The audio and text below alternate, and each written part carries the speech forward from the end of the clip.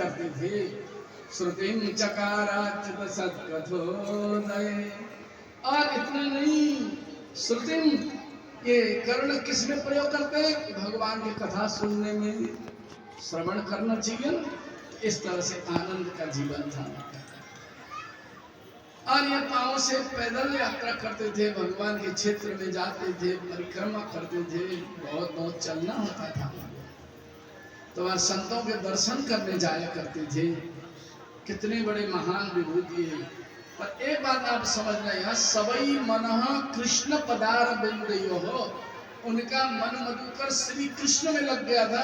अब सतयुग की कथा है। लोग बोलते हैं कि भाई सतयुग में तो भगवान नारायण विष्णु भगवान थे, त्रेता में राम जी, द्वापर में कृष्ण। ये सतयुग में बोलते हैं तो कृष्ण के उपासक थे। अम्बरीश जी महाराज श्री कृष्ण के उपासक रहते कहाँ थे? अयोध्या के अधिपति थे, राजा कहाँ के? अयोध्या। देखिए इन्होंने सब कुछ छोड़ करके चले गए, मधुबन में रहने लगे। वृंदावन के पास, मथुरा के पास मधुबन है। माँ एकादशी के व्रत करते हैं, द्वादशी प्रधान एकादशी का व्रत करते हैं। वैष्णव लोग कभी भी दो एकादशी होती है ना, पहले के छोटे, दूसरे को उदया तिथि वाली करते हैं। तो व्रत करते रहे। अब व्रत करते करते एक वर्ष हो गया। अब सब संत ब्राह्मणों को बुला करके उन्होंने उनकी सेवा करी, यानी कि उद्यापन के लिए। एकादशी के दिन कर दिए, द्वादशी को भोजन करा रहे हैं। दुर्वासा जी भी पहुंचे थे, पर दुर्वासा जी यमुना जी में नहाने को चले गए। बोले कि मैं स्नान करूं और दोपहर के संध्या बंदन करके आऊं। आज भी कई ब्राह्मण होते हैं, प्रातः सुबह के करते हैं, दोपहर के और शाम के संध्या बंदन। संध्या बंदन करना, सूर्य को अर्घ्य देना, ये श्री राधा। संध्या बंदन के बिना तो अधूरे हैं, करना होता है।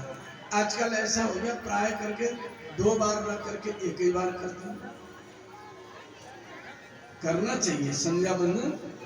अच्छा, अब सज्जनों, जब यमुना जी में स्नान कर रहे थे तो त्रिकालदर्शी है ना, वही पता पड़ गया कि इन्होंने पारण कर लिया है।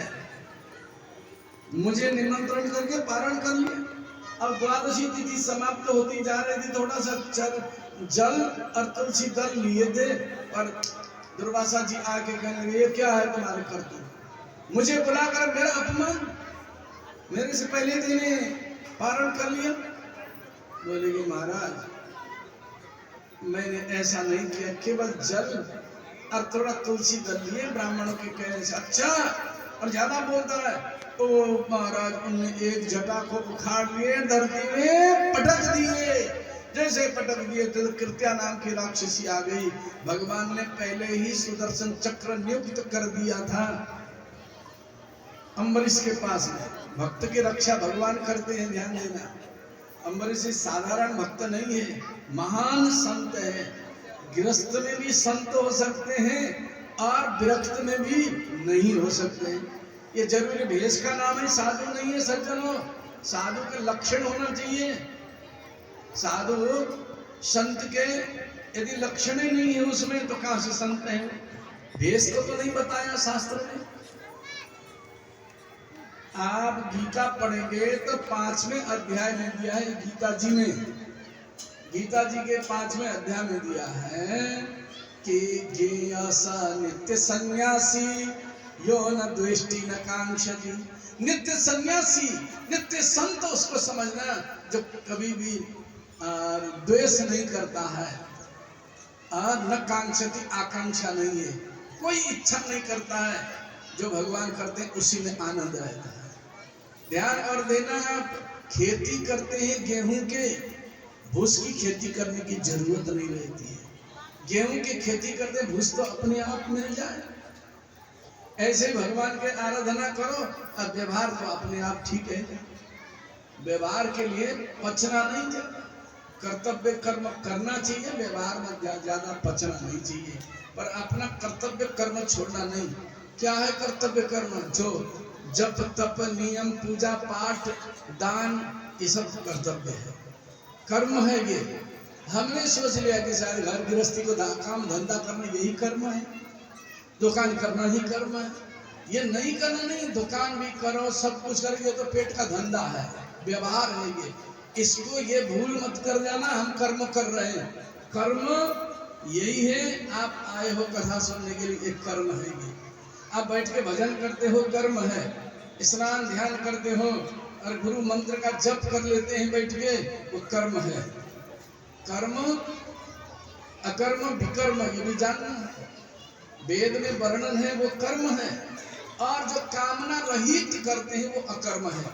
जैसे चना को, भुने हुए चना को खेत में डालो, कितने भी खाद डालो उपजते नहीं है वो भुने हुए चना। अब ऐसे ही और जिसके निष्काम कर्म करते हैं तो कोई उसका परिणाम, उसका फल मिलने वाला नहीं है, ये है अकर्म में आ जाता है, यानी कि निष्काम कर्म हो जाता है। एक होता है विकर्म, देखने में तो लग रहा है कि जप कर रहे हैं, अनुष्ठान कर रहे हैं, हवन कर रहे हैं, पर दूसरे को दुख देने के लिए, दूसरे को संकल्प करके उसको उच्चाटन करने के लिए, मारण के लिए, परेशान करने के लिए, वो है विकर्म, दूसरे को दिखाने के लिए। अब ये श्रीमद् भागवत हो रहा था निष्काम भाव से, कहीं ये नहीं आना चाहिए कि मैंने भागवत करवा दी, फिर भी तो बस निष्काम कर्म ही कर्म है। और ये संसार का कार्य को तो कहीं भी नहीं लिखा है कि ये कर्म है, कर्म ही पूजा है, कर्म को ही पूजा का, ये तो कर्तव्य आपका है। अब गृहस्थ आश्रम है, गृहस्थ आश्रम के अनुरूप कर्म तो किया जाता है, और इस भूल में मत रहना हम तो कर्म कर रहे हैं। कर्म यदि इधर नहीं किए तो केवल दुकानदारी करने से, खेती करने से, नौकरी करने से, इसको इतने से ही कर्म नहीं होता। वो तो कर्म आपका कैसा है, व्यवहारिक है, परमार्थ का नहीं है। जीवात्मा को पार होना है तो जीव और ईश्वर से मिलने का कर्म ही तो कर्म है। फिर वो कर्म भी विलीन हो जाएगा और फिर सहज भाव बन जाएगा। तो आइए, अब अम्बरीश जी महाराज को मारने के लिए उन्होंने कृत्या उत्पन्न किए थे, कृत्या को चक्र ने मार दिया। अम्बरीश के पीछे, अम्बरीश महाराज के द्वारा आया हुआ और दुर्वासा के पीछे पड़ गया, दुर्वासा जी के पीछे चक्र पड़ गया, दुर्वासा जी भागने लग गए। अब क्या करें?